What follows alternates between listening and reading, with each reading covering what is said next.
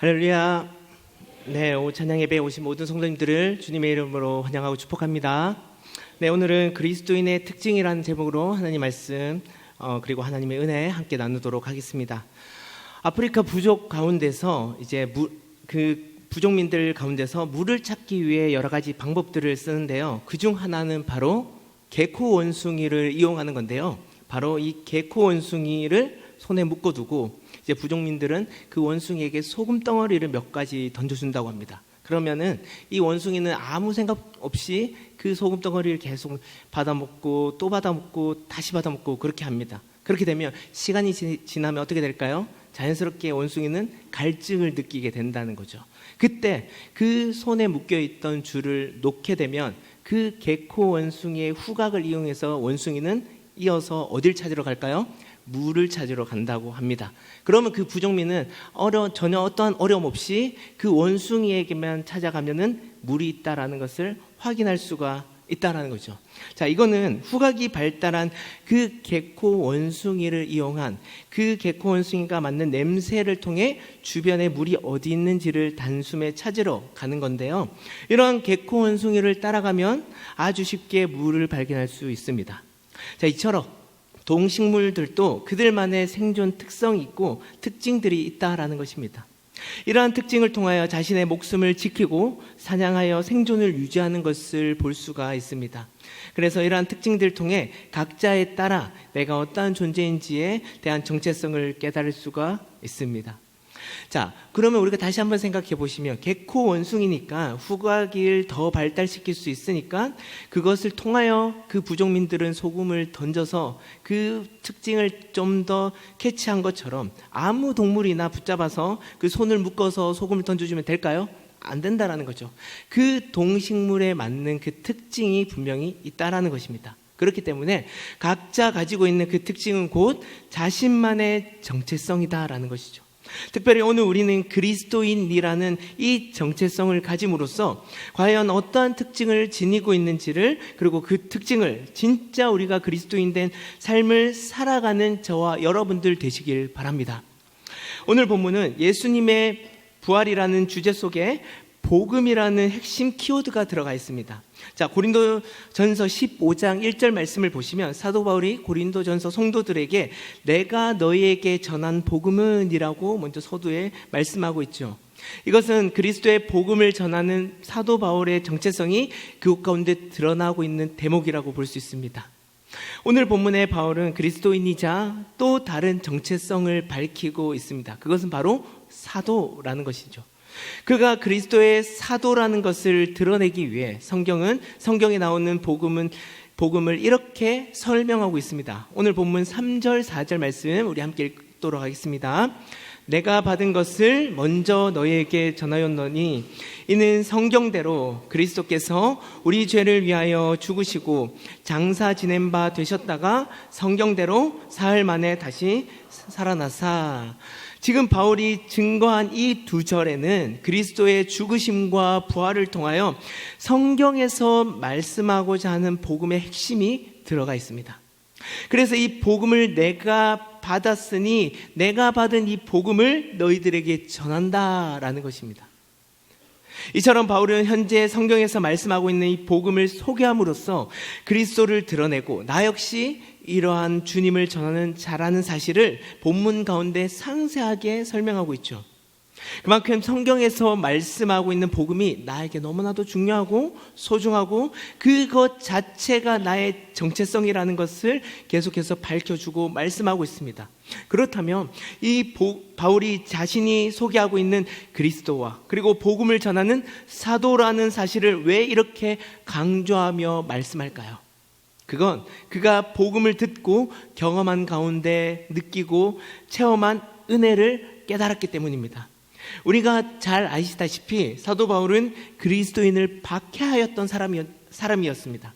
그는 훌륭한 유대인으로서 엄격한 율법을 받았기 때문에 그 율법에 의하여 스스로 의로운 사람이라 칭하였다라는 것이죠. 그러나 그가 다메섹 도상에서 예수님을 만난 뒤로 그가 가진 모든 율법과 지식을 마치 배설물로 여김같이 그리스도를 아는 지식이 나에게 가장 고상함이라 라고 소개하고 그렇게 변화되었습니다. 그로 인해 그의 정체성은 그 당시 저명한 유대인에서 그리스도를 가장 존귀하게 여기는 그리스도인, 또 다른 말로 사도 중에 가장 작은 사도라고 변화되고 그렇게 지칭하고 있다는 것이죠. 그래서 사도 바울은 이러한 변화된 자신의 정체성을 오늘 본문 말씀을 보시면 그러나 라는 접속사를 통하여 직접적으로 자신이 무엇을 통해 변화되었음을 말씀하고 있을까요? 우리 본문 말씀 9절 말씀 그리고 10절 말씀 함께 읽도록 하겠습니다. 나는 사도 중에 가장 작은 자라. 나는 하나님의 교회를 박해하였으므로 사도라 칭함을 받기를 감당하지 못할 자니라. 그러나 내가 나된 것은 하나님의 은혜로 된 것이니 내가 모든 사도보다 더 많이 수고하였으나 내가 한 것이 아니요 오직 나와 함께 하신 하나님의 은혜로라. 아멘. 그러나 라는 이 접속사를 통해 이전에 유대인을 핍박하였던 내가 이제 그리스도만을 증거하며 전하는 사도가 되었다. 이렇게 된 것은 다 무엇이라고요? 하나님의 은혜로 된 것이니. 바울에게 있어서 이 은혜는 길 가던 중에 우연히 얻은 선물이 아니라는 것입니다. 그 은혜 자체가 자신을 변화시키게 한 힘이라는 것이죠. 이것을 드러내는 말씀인 로마서 1장 16절 말씀은 이렇습니다. 내가 복음을 부끄러워하지 않으니 이 복음은 모든 믿는 자에게 구원을 주시는 하나님의 능력이 됨이라. 먼저는 유대인에게요 그리고 헬라인에게로다. 여기서 지금 사도 바울은 이 복음을 알고 복음을 먼저 믿음으로써 유대인인 자신에게 임하신 하나님의 은혜가 엄청난 힘이 되었다라는 것을 지금 소개하고 있는 것이죠. 그래서 지금 하나님의 능력이 됨이라 먼저는 유대인에게요 그리고 헬라인에게로다라고 소개하고 있습니다.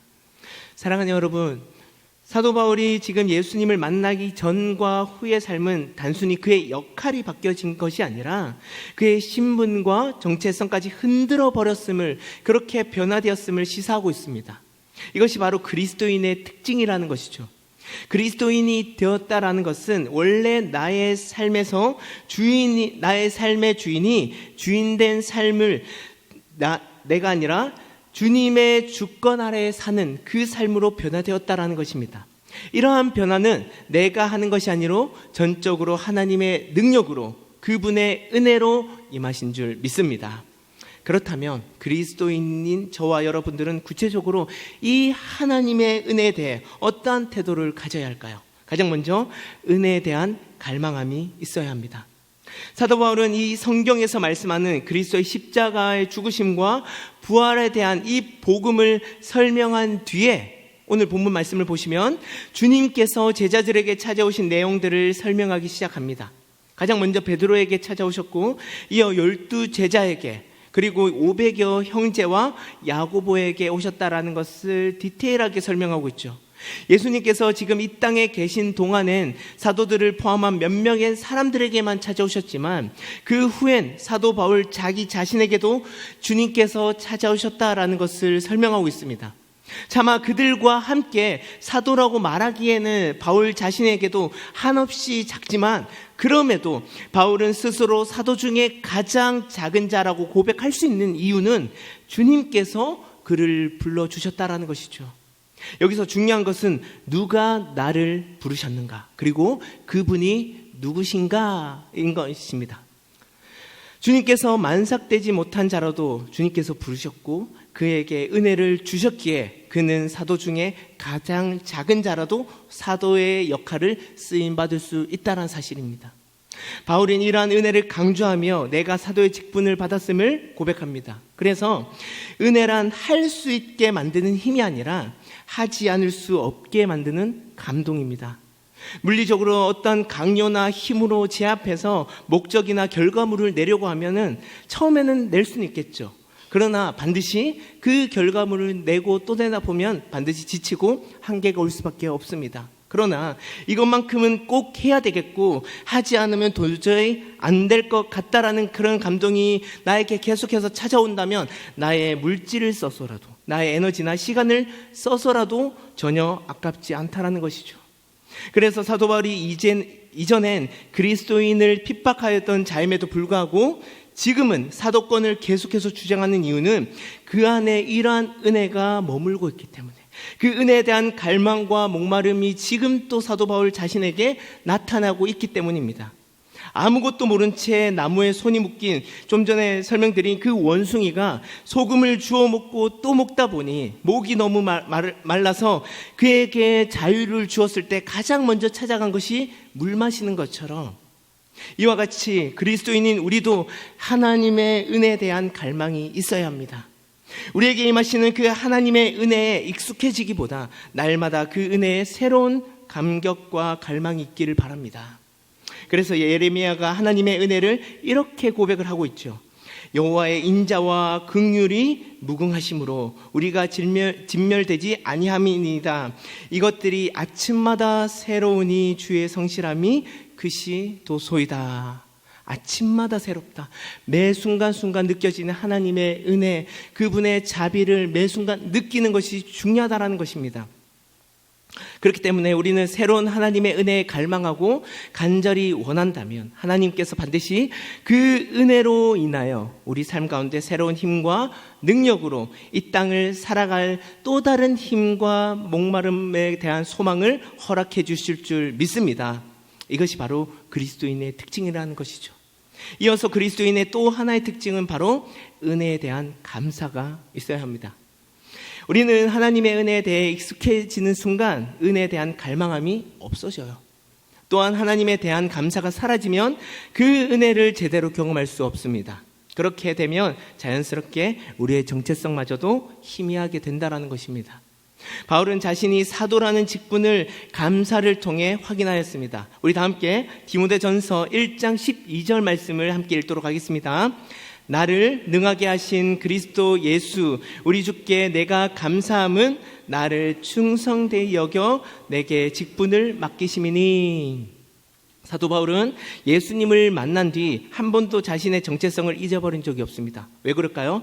항상 하나님께 감사함을 표현하였기 때문입니다.